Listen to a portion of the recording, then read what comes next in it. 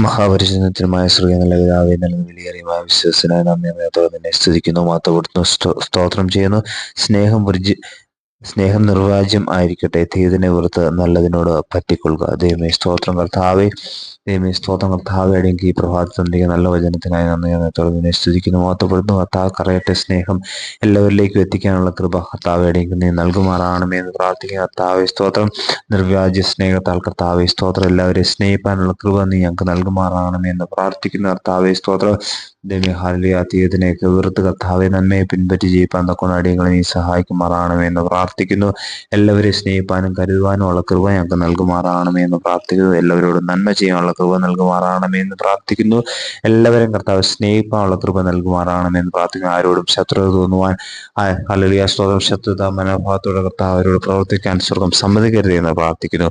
മഹത്വം കൊടുക്കണം കർത്താവ്, സ്വർഗീയ സ്നേഹത്തെ നിറയ്ക്കണം. സർവ്വ യേശു ക്രിസ്തുവിൻ നാമത്തിൽ തന്നെ ആമേൻ.